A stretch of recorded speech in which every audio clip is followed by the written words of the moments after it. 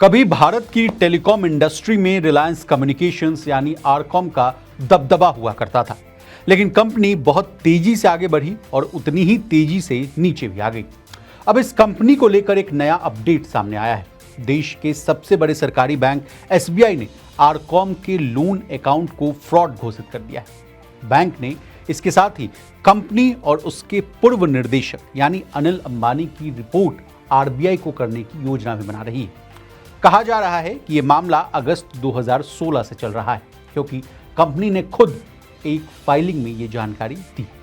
अब बड़ा सवाल यह है कि क्या कारण रहा जिस वजह से भारतीय स्टेट बैंक ने फॉरेंसिक ऑडिट कराया और रिलायंस कम्युनिकेशंस के लोन अकाउंट्स को धोखाधड़ी के रूप में क्लासिफाइड किया।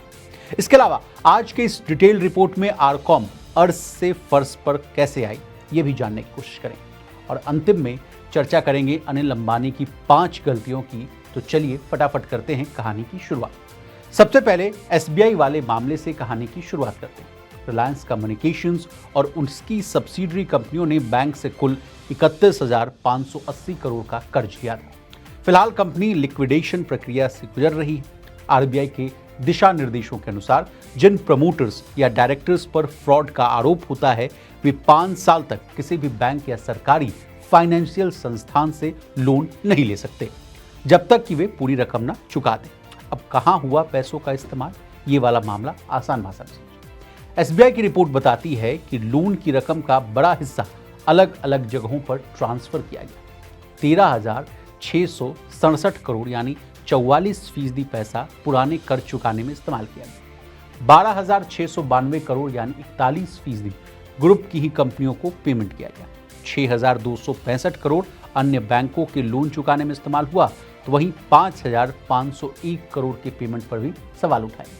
इसके अलावा देना बैंक से लिए गए 250 करोड़ का इस्तेमाल भी गलत तरीके से किया गया है, उसको भी ये रिपोर्ट किया गया।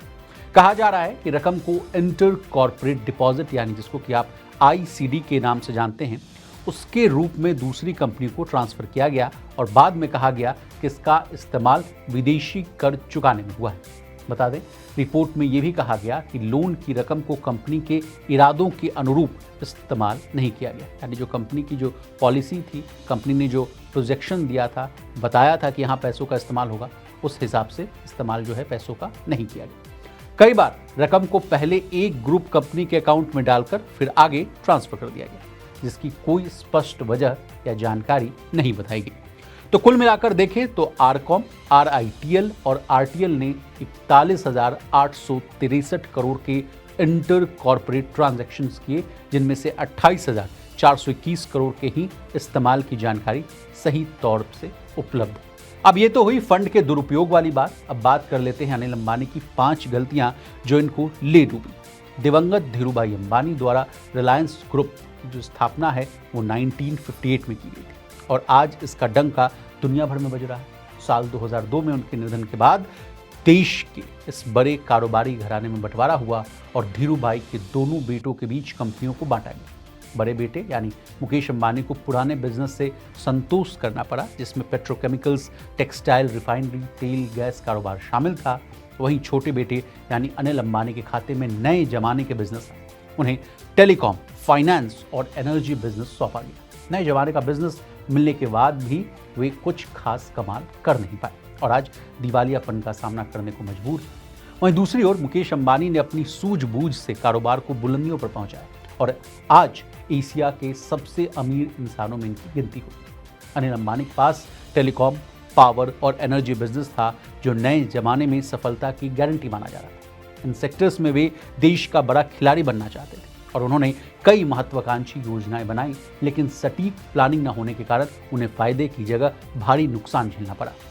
बंटवारे के बाद उनके पास जो कंपनियां आई थीं, उनकी दम पर साल 2008 में अनिल अंबानी दुनिया के टॉप अमीरों की लिस्ट में 6ठे पायदान पर थे, जबकि आज हालत यह है कि उनकी कंपनियां बिकने की कगार पर। अब आइए 5 पॉइंट में समझते हैं कि आखिर उनकी बर्बादी के कारण क्या थे। बड़े कारण को समझते हैं। पहला कारण था अनिल अंबानी को जब नए जमाने का कारोबार मिला तो उन्होंने बेहद जल्दबाजी में बिना सटीक प्लानिंग के कारोबार को आगे बढ़ाने की जल्दबाजी की, जो उन्हें बहुत भारी पड़ा। वे बिना तैयारी के एक के बाद एक नए प्रोजेक्ट्स में पैसा लगाते गए दूसरा कारण ये बताया जा रहा है कि अनिल अंबानी उस समय ऊर्जा यानी पावर से लेकर टेलीकॉम सेक्टर का किंग बनने के लिए जिन नए प्रोजेक्ट्स में दांव लगा रहे थे उनमें लागत अनुमान से ज़्यादा आ रही थी और रिटर्न जो था वो ना के बराबर मिल रहा था। यह उनके पतन के सबसे बड़े कारणों में से एक माना जा रहा है। तीसरा अहम कारण है, एक्सपर्ट्स के मुताबिक अनिल अंबानी के पतन के कई कारणों में से एक उनका किसी एक कारोबार पर पूरी तरह फोकस न करना रहा। वे एक के बाद एक दूसरे बिजनेस में कूदते चले गए। एग्जीक्यूशन में खामी की वजह से उनका कई प्रोजेक्ट्स में बड़ा पैसा लग गया। चौथा कारण ये बताया जा रहा है कि अनुमान से ज़्यादा लागत होने के चलते उन्हें कई परियोजनाओं को पूरा करने के लिए एडिशनल इक्विटी और देनदारों से कर्ज लेना पड़ा। कर्ज का बोझ जो है लगातार बढ़ता चला गया और जिन प्रोजेक्ट्स में उन्होंने कर्ज का पैसा लगाया उनसे रिटर्न न के बराबर मिला। पांचवा कारण यह है कि अनिल अंबानी द्वारा ज्यादातर बिजनेस से जुड़े फैसले महत्वाकांक्षा के फेर में पड़कर लिए गए थे। इसके अलावा वो कंपटीशन में बिना किसी रणनीति के कूद जाने में दिलचस्पी रखा करते थे। उसके चलते कर्ज का बोझ जो है और बढ़ता चला गया और फिर 2008 ग्लोबल मंदी ने उन्हें दोबारा उठने का समय भी नहीं दिया। ग्लोबल मंदी से पहले अनिल अंबानी के ग्रुप यानी ADAG की कंपनियों की मार्केट वैल्यू करीब 4 लाख करोड़ रुपए थी, लेकिन वे इस मुकाम पर टिके हुए नहीं रह पाए। उन्हें मिली कंपनियों की बर्बादी में आर पावर और आरकॉम का जिक्र करना बेहद जरूरी है। इसे उदाहरण के तौर पर समझिए तो अनिल अंबानी ने पावर सेक्टर में टॉप पर पहुंचने के लिए कई प्रोजेक्ट्स में दांव लगाया। इनमें से एक शासन प्रोजेक्ट था। इसकी लागत उस समय अनुमान से 1.45 लाख डॉलर ज़्यादा पहुंचाई। इस परियोजना की फंडिंग एडिशनल इक्विटी और देनदारों के कर्ज से हुई थी और कंपनी पर जो कर्ज है वो 31,700 करोड़ रुपए से ज़्यादा हो गया। देनदारी बढ़ती चली गई, कर्ज बढ़ता चला गया और हाथ में कुछ भी नहीं आया।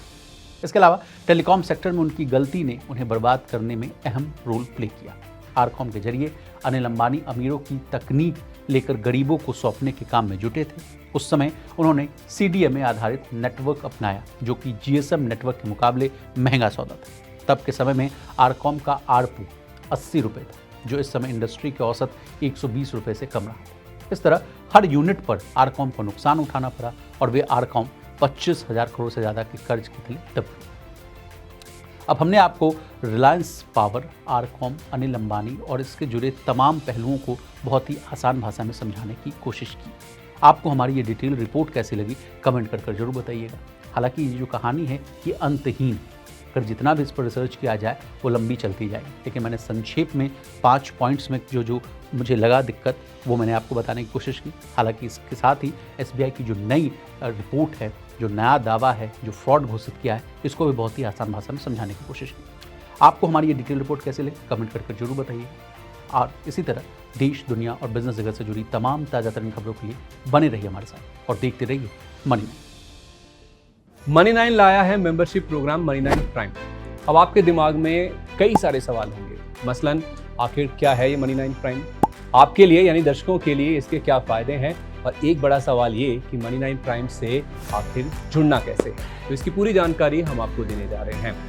मनी 9 प्राइम में 3 प्लान होंगे, इकोनॉमी, स्टैंडर्ड और VIP। तो फटाफट ज्वाइन कीजिए YouTube पर मनी 9 प्राइम। ज्वाइन करने के लिए मनी 9 के YouTube पेज पर जाइए, होम पेज पर मिलेगा ज्वाइन बटन, इसे क्लिक करें, अपनी पसंद का प्लान चुनें और बस हो गया, अब आप रहेंगे सबसे आगे।